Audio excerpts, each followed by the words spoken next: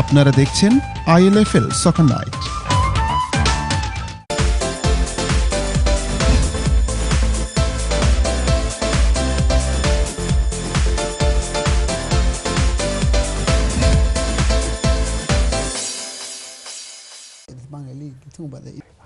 We are back live on the ILFL Soccer Night show, and if you can hear these guys just talking around me left, right and centre, on and off air. But anyway, we are back, and now we can hear a little bit more from them. We're talking about the UK Bangladeshi Football Championship that took place this year. 2015, it was played down at Dagenham Redbridge Ground, and a proper cup final it was. And now I've got an extra man to join me on the stage, and you are Akram, as you say to me. Akram, where do you play in the team? I play striker normally, but I play left wing as well. So that almost sounds like you wanted to be a striker in the day, but it stuck you out, and because you had a job to do. And that kind of brings me quite nicely to something that we've spoken about a little bit. And I know you've mentioned Tariq once or twice. I mean, anybody that knows London Tigers knows Tariq. Good guy, great manager as well that you're talking now, and talking about how he will pick a team to go up based on the opposition. It's not about the occasion, it's not about the name of London Tigers, it's not about we're going out there to see how many goals we can score. It's about playing to a system. So how did it feel for you playing in that big cup final for you? Well, it started from last year when we lost against... Were you there? Yorkshire, yes. Wow. It was the own goal as well, so we lost. So from then I was like, I have to win that cup next year. So that was all in my head. So I just wanted to win, so went to final after beating Bromley by Bow. Was the best game out of whole tournament. Yeah, that was the one in the group. That was the one, yeah. And then after that, then we just knew it. We have to win this, so we went for it. I'll come back to you. I mean, so yeah, well, we've spoken about Tariq, and we've spoken about the influence that he has as a manager, and we said as well, sometimes even with the Tigers team, you turn up for a tournament, it's never the same group, 13, 14, 15. It's a different group who come with a different mentality. The structure is the same. I remember Alex Ferguson once saying it, that, you know, it's we are a machine, and you come in and you have to be a piece in that machine. It's not about the individual.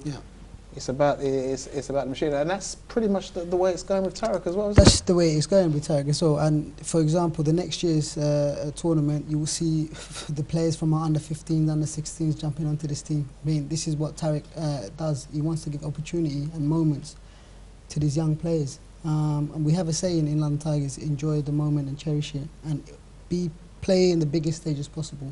I mean, I won't get another chance to play, maybe won't get another chance to play in another stadium, but that moment that I had over there, it's just amazing. And the way we set up, I mean, Tariq is not just a manager, he's one of those guys you could pick up a phone and say, Tariq, I'm having a bad game, can you help me? And the advice that he will give you. I've known Tariq all my life. I've been playing football for London Tigers from probably the age of 12. And I've never come across where Tariq has been negative to another team or another player. It's always positive, and that's been drilled down to all the players as well. So, like I said, next year there's a fresh group of players. I mean, Akram is young; he's only 18, and he's hungry. I mean, you could see what he's talking about. He wanted to win. You know, that's hungry talking. Yeah, I could see he was a young one. You know, these handsome ones that keep coming up in here on the stage. But it's not just Akram. There's a few more. There's a guy called Kamrul. The guy called Jahid, amazing talent. There's another guy called Iftikhar. So there's about 6 young blooded players that are coming through, and with the older ones just guiding them through. And this is where Tariq comes in, and Mesbah needs to take credit for this as well, because to put Tariq in that place, getting players around him to guide it through. I mean, it's a good setup that we have up there. That's pretty much must echo what's happening up at Luton. I mean, like I said, there were some young players that you had in that team. You know, that they shone. They weren't, they weren't overawed by the occasion, and they certainly weren't outplayed as well. When they got the ball, they looked like they had something about themselves. I mean, that's the way you want it to go for your guys now as well, isn't it? Yeah, definitely. We had Amraj, who played right wing. We had Samad left back, and we had Tahmid, who was left wing. And these boys play like 11-a-side locally for a club as well. So for me, next year there'll be experience from this occasion. They'll be bigger. They'll take on the good things, and hopefully, they'll be able to shine more next year. But now, what I'm going to do now is I'm going to put a little bit of pressure on you now because listen, I mean, well, it's 2 finals, and you've been one of the top 4 sides in both finals. Yep. You made the semis last time. You've got to the final this time. We don't have to say, you know, you have to go one better, but you are one of the top 4 sides in the country. So there's a standard to maintain, isn't there? There is. They say I am the manager, but I'm also the financier of that, of the team. So I, for a fact, know that through all the teams, finance is a major issue as well. Key. Yeah. Now, the pressure is there. You've got to maintain that. And as our captain just said, getting those core players, the youngsters. But the other thing I realized in that tournament is that there were teams actually hired players from different towns, which I didn't like the idea of it, because the idea should be you should get homegrown local players. You've got to give them the opportunity to come forward and their talents to show. There were a wonderful array of talents in that tournament. To recall, Rashid last week said he didn't see much in that tournament. But I saw a lot. I saw the old and the young mix. You know, there were teams, they took trouble to put a team together to actually take part in the prestigious tournament, which in itself is an achievement.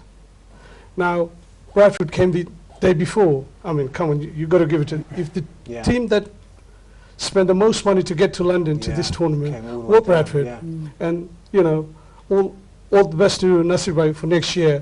You know, hopefully he'll spend double that to make it to the final. Okay.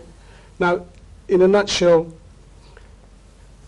IFL have set the standard. Last year it was Milton Keynes. This year it's IFL and Co. Next year, I don't know where I think it's in Birmingham somewhere. And there's a hell of a standard there, you know, for them to sort of really get that level of talents to come to the tournament. Now, what Rashid Bhai said, maybe that should be a wake-up call for all the teams. Definitely. Start looking for those players. Get those homegrown, you know, kids who are 14, 15, 16-year-olds. Get them into your team and give them the, you know, the sometimes we've heard, I mean, some of the things that we were just talking about is the fact that, okay, we'll use Tigers as an example. Tigers is a club, and people will come and they'll have X amount of people coming and going and milk it, you know, through the club. Whereas for maybe even for a team like Luton, sometimes it's a one-off tournament, and it's just about, well, we just have to grab who we can when we can just for this, and then it's, well, how do you hold on to them? How do you go about keeping these guys? I mean, they've just turned up for this tournament. What happens to them now? Do they all filter back off to their respective clubs and smaller towns, or what happens now? They've seen the calibre of the tournament. They love it. They got to a final. That was special for them. So I've spoken to them already. I told them throughout the pre-season, go and do what you need to do. Trial out for clubs, semi-pro, whatever league it may be, step 4, step 5. And when next year comes, you know, I'm going to be talking to them early and telling them to keep fit and not to get injured and everything. But then how do you go about, I mean, that's one thing, but then, like I said, you still need to get this. The final was a great experience and a great occasion for you. But somewhere through the next 12 months, you have to find that, you have to get that again, innit? That's where the local academies, the local football clubs, those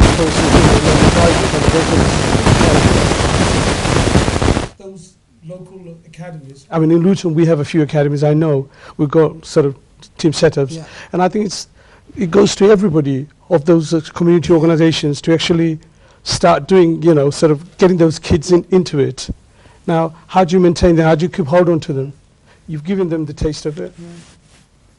And we have to network. I think teams like Tigers, and you know, you heard me saying it as a bit of a joke, but you know, I'm serious. I think teams like Tigers, you know, I don't know why you just don't do it. I know you have little roadshow events, but you know what?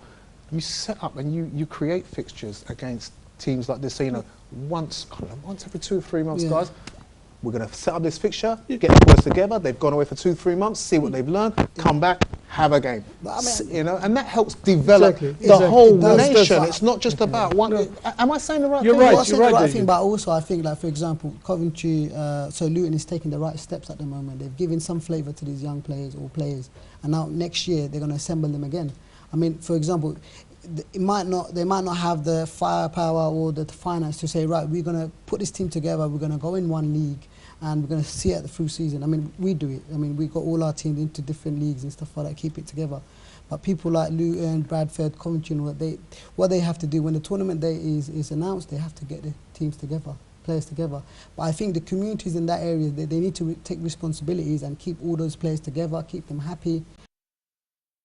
And in Coventry or Luton, Bedford, you know, Manchester, we need to come together. And I think some of the teams took it seriously, and I think some of the teams didn't really take it on board. I think coming back from last year, the standard to this year is amazing. And it's going to get higher and higher and higher because the prestige is there. And, you know, it is credit to, you know, London, Shapler League and MK Galacticos for doing it like this. Now, a lot of young players should, you know, from this tournament, take it away and say, you know what, I want to be in that final, or I want to be representing your city or your town, being the best Bangladeshi player. I mean, it's a big statement there. It is you know? indeed, isn't it? Yeah, sorry, Karen. No, the team that I've formed for the tournament, that team, we play in a local league as well, Dave, right? But in the whole league, I could be honest to you, there's probably 2 Asian teams, and there's 5 divisions. We're in Division 1 now, we got promoted from Division 2. So it's a big thing for the boys as well, you know, they're going into a different league, better players, yeah, absolutely. I would love, obviously, an inner league like how London has it, right? There's 2, obviously, ILFL and there's the BFA. But do you know what? It doesn't mean that if it don't happen in Luton, you boys can't broaden your horizon and go and do it in London.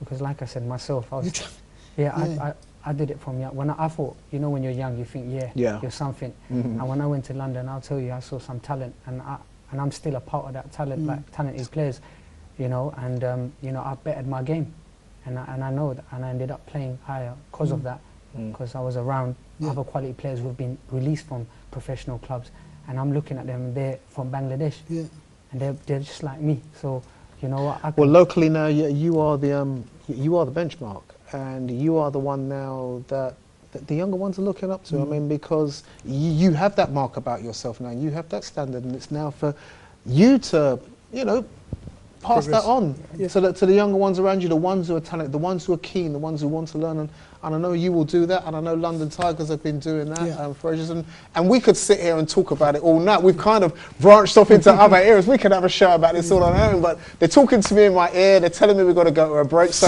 that's what I'm going to have to do. And then after this break, we will get back to more local ILFL matters. So until then, go get a cup of tea, and we'll be back after this short break.